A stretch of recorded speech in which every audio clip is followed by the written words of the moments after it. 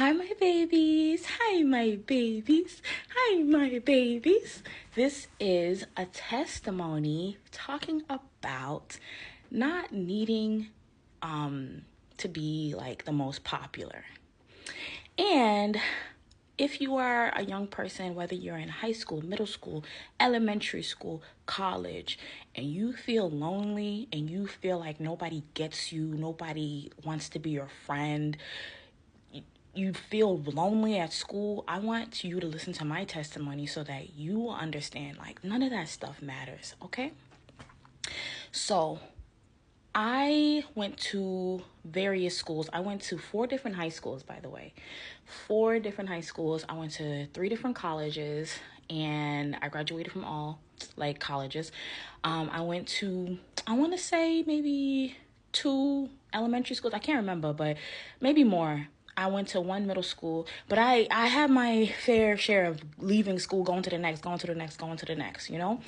And in a lot of those experiences, it was really hard to make friends because you just feel like as soon as you make a friend, you gotta move, you know? And then on top of that, like sometimes it's hard to connect. It takes time to like find a friend who's just like you, who is into the same things you're into. It's very rare, you know? So for a lot of the times, I kind of was just on autopilot. After a while, especially when I got to high school, I really stopped trying to connect with people. But I will say, like, there was one school called North Springs Charter High School in Sandy Springs, and I'm so grateful to God that I was able to go to that high school because I was able to meet so much cool people, and a lot of them I'm still connected to today.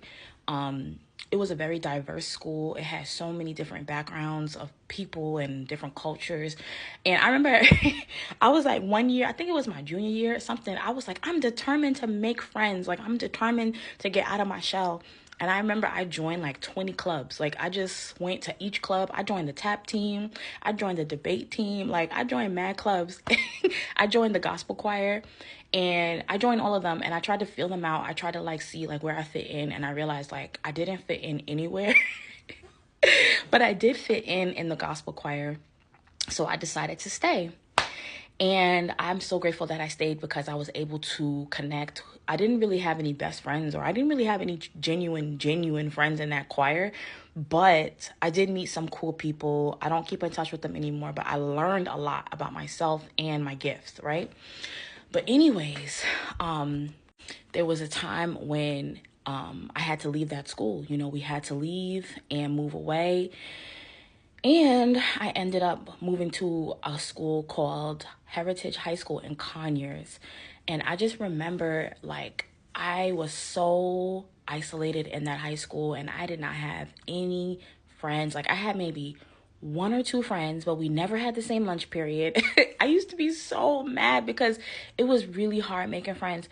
And I was a very pretty girl. My friend was pretty, you know, but it was just hard meeting people. But the thing is that it's not all the school's fault. Like, I was very awkward. Like, I was very, like, you see how I'm dressed right now? That's how I used to dress. Like, I was very tomboy. I used to wear, like, I used to dress like Soldier Boy, basically. Like, I would have baggy jeans on. I remember, like, I think it was my cousin, he came into town and he had all the Bape stuff. Like he had the Bape sneakers, the Bapester sneakers. He had polos. He had all the fly stuff. He had fitteds, and he would just give it to me like, yeah, wear this, wear this, wear this. And like I thank God for that because I just felt like even though I was beautiful, like I felt ugly. Like guys would never approach me. I felt weird. I felt like out of place. I was very creative, like extremely creative. And like, it was just hard for me to communicate with people. Like, I literally came from a high school where I made my friends, you know, and people knew me. They liked me. Like, I knew people, like I could bond with people. I was singing in a gospel choir. And then when I moved, it was just like, nobody really cared. And like it was like senior year, people already made their friends. Like they were stuck in their friends groups and they was kind of looking at me like, who is this? Like, she's weird. And I used to cut up the clothes. I used to like design and like put paint all over my clothes. Like I was very out there and artsy. And I just kind of also was just like, it's okay. I don't care. Like, I'm just gonna mind my business. I would go to lunch and I would eat in the library, y'all. Like, I would take my lunch tray and I would go into the library, and we were not allowed to eat in there. But the librarians would let us because they knew that we didn't have nowhere to be, and it was like we felt lonely. So sometimes I would eat in the library, and then sometimes they'd be like, "You can't eat in here," and I had to eat in the lunchroom. The lunchroom was a big square.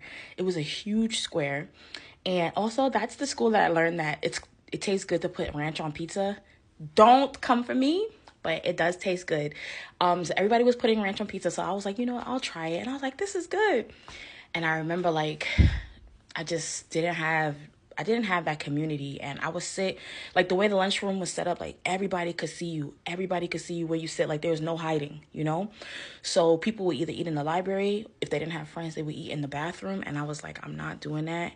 Sometimes I would go into the bathroom and be like, hey, come out of the bathroom, come sit with me. And they'd be like, no, I'm okay. I'm like, what? Come, get out of here. It stinks. People are pooping, you know, but it's okay. I understand, sister. And I would just sit in the big square lunchroom by myself, and people would look at me. They would stare. They would whisper, you know, and I just would be like, I don't care. Like, I'm grown. I can understand if I was a freshman, I would be making sure I try my best to meet people. But I was a senior, and I was going to college soon, and I was just like, it's okay. It's okay. I only got a few more months here. But I'm not going to front like it didn't hurt. It hurt. So I understand you if you don't have a lot of friends. If you're in high school and you don't have any friends, if you're in college and you don't have any friends and you're wondering like, what's wrong with me? Trust me. Trust. I understand. It hurts. It can bring you to tears. Like, and parents don't understand. Your old friends won't understand.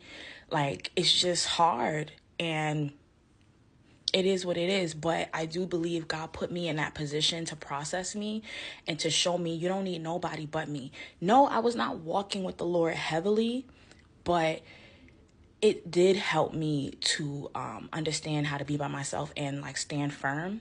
And I did end up making some friends, but we never had the same lunch period, like I said, so I was always by myself, and I just got used to it. And I used to be reading my little books. I used to be listening to my iPod. I used to be writing in my journal, and I would just be like, but I still went and got my food, and I still sat by myself, and I learned how to be by myself. I learned how to understand it's okay. I'm just a girl who sits by herself, and that does not define me. It doesn't, like, nobody could. I'm still mad funny. I'm still cute. I'm still pretty. But I just don't got no friends here. And Jesus was my homie. He literally was looking out for me. I was very smart in high school. I just did not have a lot of friends. And I remember there was a particular girl.